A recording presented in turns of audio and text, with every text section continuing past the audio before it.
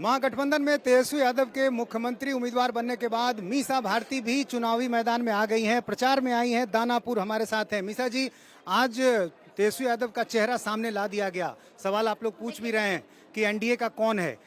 क्या लग रहा है आज के बाद जो भ्रम की स्थिति थी वो कितनी बदल गई? देखिए, सबको पूरे बिहार में सबको पता था, कि मुख्यमंत्री का चेहरा तेजस्वी है। लेकिन कुछ गोदी मीडिया के द्वारा बार बार ये प्रश्न उठाया जाता था या भारतीय जनता पार्टी के नेता ये प्रश्न पूछवाते थे। तो आज महागठबंधन ने अपना मुख्यमंत्री का चेहरा घोषित कर दिया है, तेजस्वी को मुख्यमंत्री का चेहरा बता दिया है। लेकिन कई सीटों पे जो भ्रम की स्थिति बनी हुई थी, फ्रेंडली फाइट की स्थिति बनी हुई थी, उसको लेकर तस्वीर अभी भी वैसी ही है, कुछ भी नहीं कहा गया। देखिए, इस पे मुझे लगता है कि जो शीर्ष नेतृत्व है महागठबंधन के सभी दलों के नेता, वो इस पे जल्द कुछ हल निकालेंगे और आप सबके सामने आएगा। और आपको क्या लग रहा है कि अभी चुनाव में जो सबसे बड़ा आपको मुद्दा क्या दिख रहा है, जिसमें महागठबंधन और एनडीए जो है आमने सामने? क्योंकि एनडीए को ये लग रहा है कि बहुत सारी जो योजनाएं उन्होंने शुरू की हैं उसकी वजह से उनको बहुत फायदा हो। देखिए, एक ही फर्क है, दोनों गठबंधन में एक फर्क है। महागठबंधन बिहार की बात करता है, बिहार के बेहतरी के लिए बात करता है, बिहार के युवाओं की बात करता है, बिहार के पलायन रोकने की बात करता है और यहाँ फैक्ट्रियाँ लगे, कल कारखाने लगे। आप देखिए, चुनाव पूर्व भी प्रधानमंत्री सरकारी खर्चे पे बहुत सारी सभाएं उन्होंने की, हर एक जिले में उनकी सभाएं हुई, तकरीबन सभी जिलों में उन्होंने सरकारी पैसे से उन्होंने प्रचार एक राउंड कर लिया है। आप प्रधानमंत्री का अगर भाषण उठा के देखें तो उसमें बिहार के लिए क्या बोलते हैं? कभी आपने सुना है कि बिहार के युवाओं को किस तरह का रोजगार देंगे, वो पलायन कैसे रोकेंगे? नीतीश कुमार तो कह रहे हैं 1 करोड़ रोजगार देंगे। मंत्री के मुंह से मैंने एक ही चीज सुना है कि बिहार के भाइयों, आपके लिए एक ट्रेन चालू कर दिए हैं जो आपको उठा के यहाँ से गुजरात ले जाएगा, अलग अलग स्टेट में ले जाएगा, जहाँ आप जाकर के जो आप काम करते हैं वो काम को करिए। प्रधानमंत्री क्यों नहीं गुजरात में जाके एक बात बोलते हैं गुजरातियों से कि गुजराती भाइयों, आपके लिए मैंने एक ट्रेन चालू कर दिया है, आप बिहार जाइए, वहाँ अपना रोजगार करिए? क्यों नहीं बोलते हैं? आज डिप्टी सीएम के नाम की भी घोषणा हुई है, मुकेश सहनी के नाम की घोषणा हुई है और ये भी कहा गया है कि अन्य सामाजिक वर्गों से भी डिप्टी सीएम होंगे, हालांकि उनका नाम नहीं बताया गया है। तो आपको क्या लग रहा है, ये कितना बेहतर है महागठबंधन की?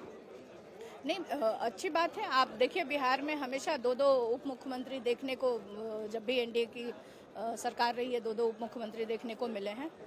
तो और ये अच्छा ही होगा, जब सरकार बनेगी तो काम करने में आसानी होगी, ज़्यादा जितने हाथ होंगे उतना अच्छा बेहतर बिहार बनेगा, बिहार के लिए काम कर पाएंगे लोग। आप बहुत दिन बाद आई हैं, सामने नहीं आ रही थी, कई सवाल खड़े हो रहे थे, चर्चाएं हो रही थी, तो अब उन चर्चाओं पर विराम लगा दीजिए, बता दीजिए क्या वजह थी? देखिए, कुछ पर्सनल कारण थे, मेरे स्वास्थ्य के कुछ कारण थे, मैं ट्रीटमेंट ले रही थी, इस कारणवश मैं नहीं आई।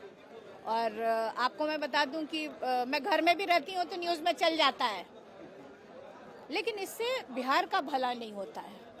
हमारे परिवार के बारे में चर्चा करके या हमारे परिवार के ऊपर आरोप लगा के या हमें गाली दे करके, अगर इससे बिहार के नौजवानों का भला होता है तो आप करिए। आप बेशक हमें गाली देते रहिए, आप सुबह शाम नाश्ता के साथ दीजिए, लंच के साथ दीजिए, डिनर के साथ दीजिए, हमारे परिवार पे आरोप लगाइए, गालियाँ दीजिए, लेकिन आपको ये सुनिश्चित करना पड़ेगा कि बिहार में बेरोजगारी दूर होगी, पलायन मुक्त होगा, बिहार में फैक्ट्री लगेगी, बिहार के नौजवानों को रोजगार मिलेगा। आप नौजवान जब धरना प्रदर्शन करता है तो उनको लाठियां चलाई जाती है, आखिर वो अपने सरकार से ही तो मांगेगा, किससे जाएगा अपनी बात करने? परिवार में जो मतभेद सामने आए, आपको मालूम है रोहिणी आचार्य नाराज हुई, तेज प्रताप नाराज हुए, तो इसलिए मैं कह रहा हूँ कि ये सवाल एनडीए उठाता है कि देखो परिवार बिखरा हुआ है।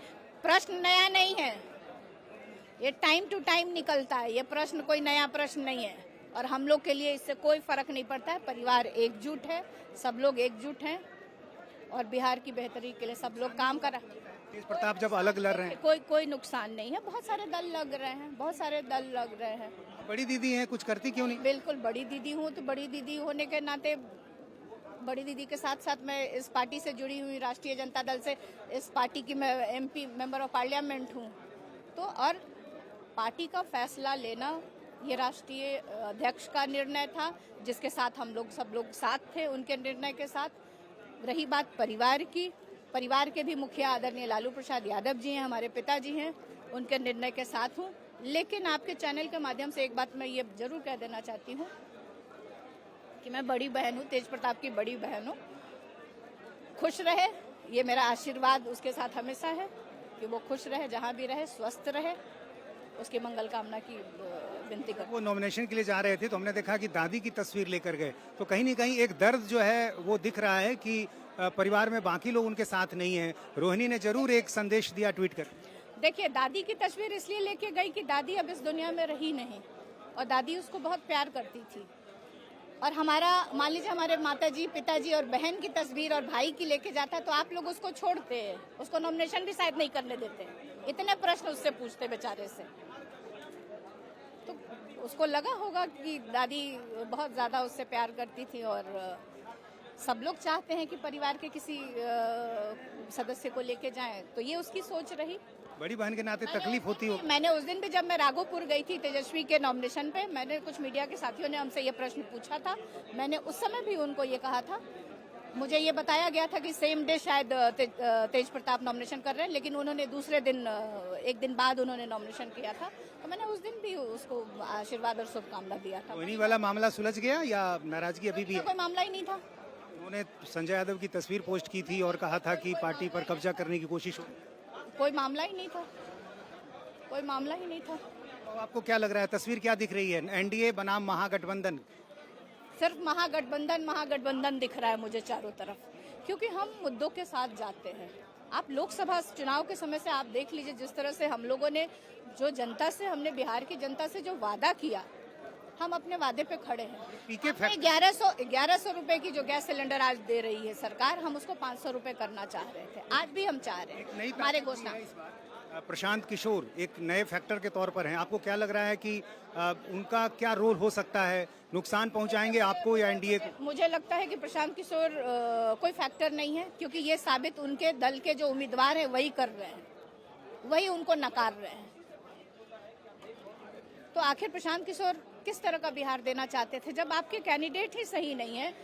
कोई कहीं जाके बैठ जा रहा है, कोई कहीं जाके किसी के साथ फोटो खिंचवा ले रहा है, तो आप कैसे बेहतर बिहार बनाइएगा? ये भी दिख रहा था। प्रशांत किशोर जी को आज बिहार याद आया है। 15 में क्यों नहीं नीतीश कुमार जी को ये सलाह दिए थे, जो सलाह अभी जो भाषण देते हैं कूद कूद के?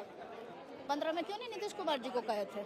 ये जितने वादे आज जो कह रहे हैं कि पलायन रोकेंगे, बेरोजगारों को नौकरी देंगे, ये करेंगे, जो भी वो वादे कर रहे हैं आज बिहार की जनता से, तब कहाँ गए थे? एक ये भी बात चर्चा हो रही है कि कहीं आपको ही इसका फायदा होगा, एनडीए को ज्यादा नुकसान हो जाएगा।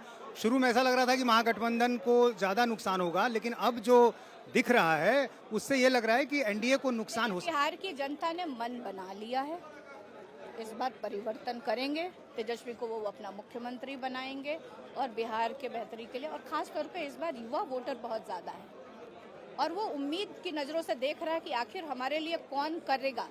तेजस्वी ने करके दिखाया है, जो वादा किया था उसको करके दिखाया है, और आगे भी तेजस्वी पे वो भरोसा करते हैं, इसलिए युवा उनके साथ है। दानापुर में वही आपके सामने यहाँ उम्मीदवार हैं जिनको आपने हराया था पिछली बार।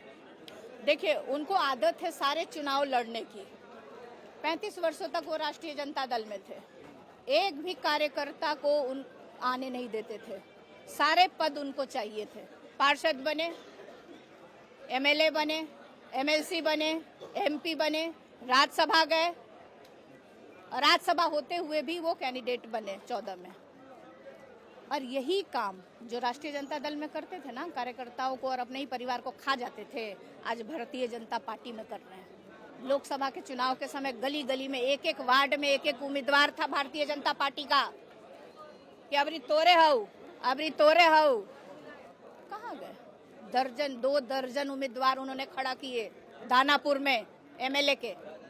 पूरी उम्मीद है कि इस बार सरकार महागठबंधन की बनेगी? हमें उम्मीद नहीं है, बिहार के नौजवानों को उम्मीद है, बिहार के लोगों को, बिहार की महिलाओं को उम्मीद है। भाई सीएम बनेगा? बिल्कुल, तेजस्वी दल का नेता है, मुख्यमंत्री का चेहरा है, मेरा छोटा भाई है, तो वही सीएम बनेगा। एक आखिरी सवाल, चुनाव के बीच ही ये बार बार ये प्रश्न उठाना बंद कर दीजिए। परिवार नहीं किसी को बनाता है, जनता बनाती है, डेमोक्रेटिक कंट्री है। देर से घोषणा हुई, इसको लेकर सवाल खड़े। नहीं, ये अपना ये अब शीर्ष नेतृत्व से ये प्रश्न पूछिएगा कि आखिर देर क्यों हुई, लेकिन सब लोग जानते थे, यह बात आप भी जानते थे। हाँ, जानते थे ना। ये तय माना जा रहा था कि तेजस्वी यादव ही होंगे, और मैंने आज इंटरव्यू में उनसे कहा भी कि ये सवाल तो पहले से तय हो था। सकता है उन्होंने इसी को सही समय उसको माना, इसलिए आज उसकी घोषणा हुई। लेकिन एक जानकारी आपको दे दूं, पप्पू यादव ने विरोध कर दिया कि सिर्फ तस्वीर तेजस्वी की क्यों थी जहां मंच पे कार्यक्रम था। यादव कहाँ है? इंडिपेंडेंट है ना। उन्होंने क्या कांग्रेस की सदस्यता ले ली है, राष्ट्रीय जनता दल की सदस्यता ले ली है, माले की सदस्यता ले ली है, कि वीआईपी की सदस्यता ली है? इसकी बैठकों में दिखते हैं। क्यों बैठते हैं? कभी कभी तो धक्के खाते भी दिखते हैं। तो ये थे मीसा भारती, जो बता रही हैं कि महागठबंधन की सरकार हर हाल में बनेगी। कैमरामैन विनोद कुमार के साथ नीतीश चंद, इंडिया टीवी, पटना।